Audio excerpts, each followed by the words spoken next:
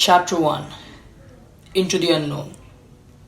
Most of us have a burning desire to seek the truth, to live a life, a good life, to ask questions that can help us become a better person.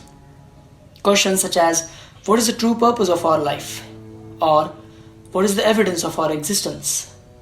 And, is death the end?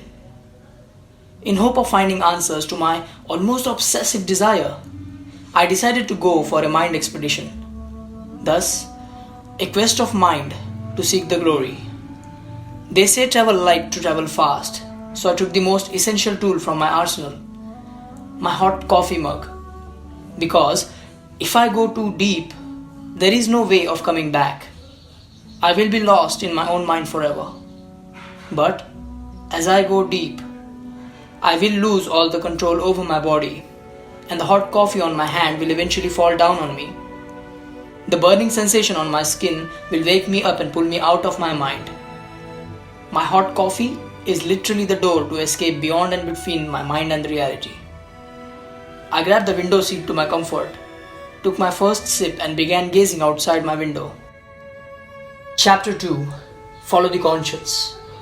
As I was wondering, a vast blanket of white fog covered every corner of my window. My eyes traveled deep into the fog to get a glimpse of what appears on the other side. My pupils dilated as the fog began to disappear into a bright burst of malevolent sunlight. The harsh rays sliced through my eyes as I opened the window and saw what appears to be a colossal desert. I lost the sense of my reality and stepped outside in the no man's land. From the corner of my eye, I saw a mysterious figure gazing upon me on the distant sand dunes. Dressed strangely in a long flowing red robe topped by a shiny saffron hood. I was staggered to see anyone in this long isolated spot that may have taken him days to reach. I yelled out to this fellow traveler.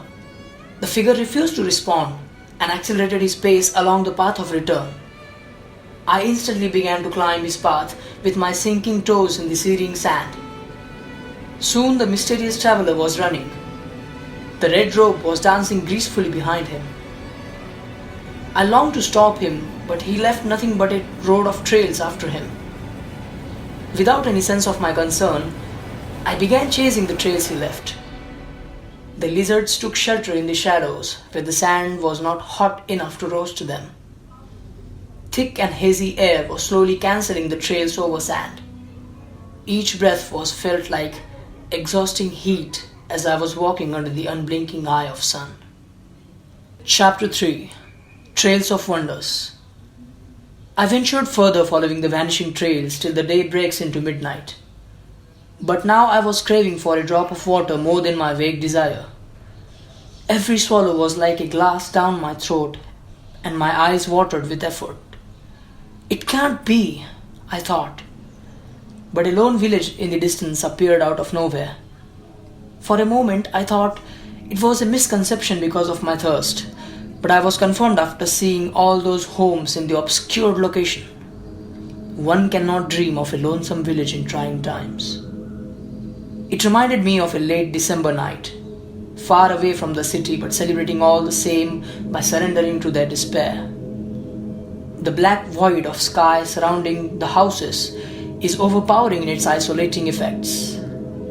As I stare at those modest decorations, I think about the humans who live there, probably deep in slumber, unbothered by the weather outside. People live here, I would think. People with stories and experiences I'd probably never know. But I was sure about one thing. They are doomed by their broken hearts. The long-remembered memories of their loved ones are now disfigured and forgotten under the hidden sea buried deep inside their emptiness. I wandered further following the vanishing trails by the utterly paralyzing feeling in my juvenile heart, and left that village long forgotten again.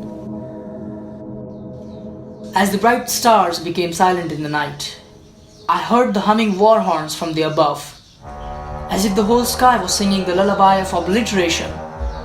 The feeling of sudden time migration from a ghostly silence to an extreme violence took over. Suddenly the horde of thousands emerged and began raging towards one another, hungry to kill whatever in their way. Their tongues became the blade of iron, and the words was the mighty roar of war. their horses are rising flames of eternal fire seeking revenge upon their greatest enemies. Their divine anger's arrows are consumed with hatred, greed, chaos, and pessimism. Words like humanity, empathy, and kindness was nothing but a myth in this brutally blissful world. The sudden surge of fear came through my body. My mind was screeching to rush as fast as I can. I became the disguise and escaped further following the vanishing trails by the inevitable fear in my demolished heart, and left the cold-hearted kingdom forever gone. I found myself alone again in the barren sea of sand. A sharp, broken sob pierced through the air as my hopes shattering into grains and becoming one with the sand. But the path doesn't care about the pain. It's for me to deal with. So I grabbed the sand in my fist and I said to myself, just walk. As the sand slipped through my fingers, the sun, kind and hopeful this time, took its rightful place in the horizon. Soon, the bright blue sky and the brilliant white clouds were contemplating each other's beauty. The trails led me to the next village. The village was small, but it was a perfect paradise of beautiful things, like houses with pleasant surroundings, trees full of rich apples and tangerines, the florist with his window full of white and yellow lilies. The fragrance in the air was speaking the language of love, courage, and happiness. I felt small as I gazed at those colors of my ambitions came to meet me in so many ways. People live here, I marveled myself. People with courage and experiences they share with each other. Every duet in love, every mother and father, the teachers of morals and students of desire are divined with the constitution of influence, rekindled with joy and exultation by forgiving all the regrets and living every moment of their life to the fullest. I voyaged further, rejoicing with the feeling of peace in my contemplating heart, and kept that village forever inside my memories. Chapter 4. The First Confluence. I have now inherited the privilege of tranquility in the glory of silence and chaos. As I quest further, the sun melted into the evening, and I finally reached the loyal gatekeepers of wisdom. The path forward seemed straight, but it was not far to the impossible, nor close to the possible. Long, but not without end. Not far to the magical, yet not close to being real. As if it was the confluence of my dream and the reality. I walked further until I reached a sheer cliff rose above the horizon and was curved away and away to the west. At the very end of the cliff, I saw that mysterious figure standing atop. His shiny robe was waving in pride with west wind. The golden sun, a fiery red circle, surrounded him like the chaos amidst the inevitable truth. He was filtered out of all my disbeliefs and imperfections. His presence was radiating abundance of peace and vitality. The figure remained silent and still, not until I spoke of my burning. I am Arjun. I have came to seek the answers to live a good life. Can you help me? I asked. The man spoke softly. Why is that you seek those answers, friend? I opened out my heart and poured out my odyssey. I struggled with the crisis of my spirit for a long time. I want to find the true purpose of my life and the true evidence of my existence. Because when our death will conquer us, the last memory will dissolve with the death of our loved ones. Still we live every moment of happiness, every single sorrow, a brink of poverty and supremacy, the realization of being rich by money and or wisdom. Every single death we see, to every single birth we admire. From clever to wise, from ignorant to educated. From beginning where we feel everything to nothing in the end. If we die and emerge on the face of this world, our self-identity has no meaning at all. Then what's the meaning of being alive? The meaning which I have came so far in search of. Placing an arm on my shoulder, the man spoke gently. If you truly have a heartfelt desire to seek the truth, it is my duty to help you. I'm not a higher deity nor a prophet, not a priest or a saint. I am a conscience, your very self. If you like what I can offer, come with me. We will work together to seek the truth. We both moved still higher up the age, and the man spoke of his words.